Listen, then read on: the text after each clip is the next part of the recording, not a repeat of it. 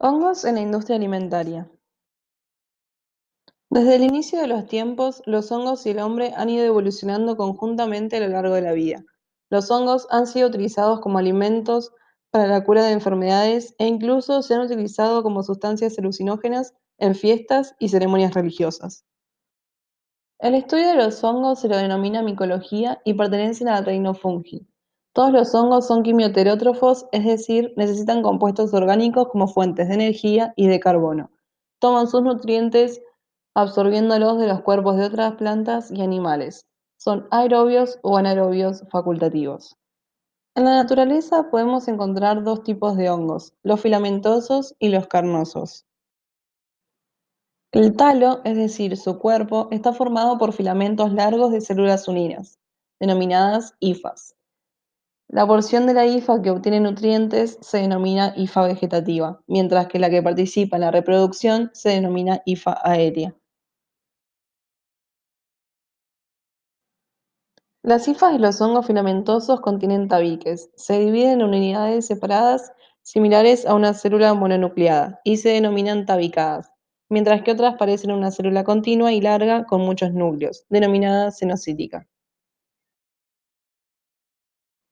Las levaduras son hongos no filamentosos con una forma esférica u oval.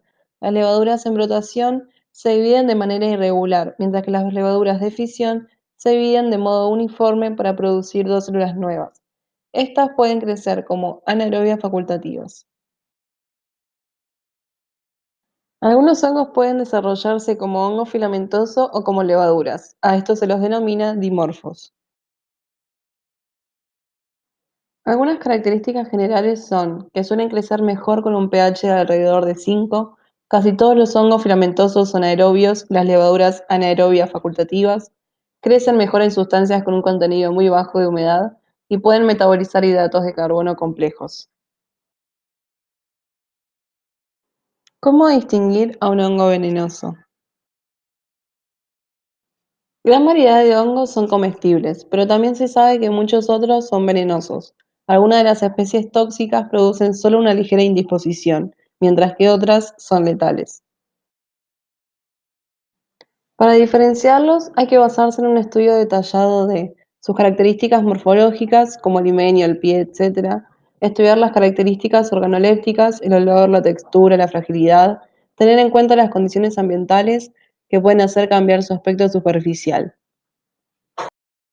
Algunos de los hongos más consumidos son los champiñones, los portobelos, las gírgolas, morilas, porcinis, los enoquis y las trufas. Hongos principales e importantes a nivel industrial. El Saccharomyces cerevisiae es un tipo de levadura que se utiliza en la industria de pan, cerveza y vino.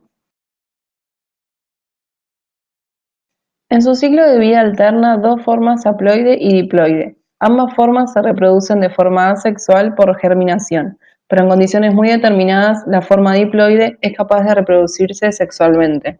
Las utilidades industriales más importantes de esta levadura son la producción de cerveza, de pan, vino y kumis, gracias a su capacidad de generar dióxido de carbono y etanol durante el proceso de fermentación. No se considera un patógeno común, pero está cobrando un papel de oportunista. Una ventaja adicional de este microorganismo es que se conoce la secuencia completa de su genoma. Esto ha permitido la manipulación genética de los casi 6.600 genes que codifica el genoma de la levadura y estudios a escala genómica.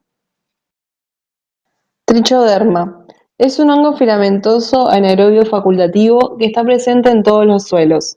Ya hay 89 especies aceptadas dentro del género de Trichoderma. Algunas características son que no presentan un estado sexual determinado y suelen crecer a una temperatura de entre 25 y 30 grados. Además, se le utiliza para producir varias enzimas a niveles industriales como la celulasa, la hemicelulasa, la silanasa y la quitinasa. Created using Powtoon.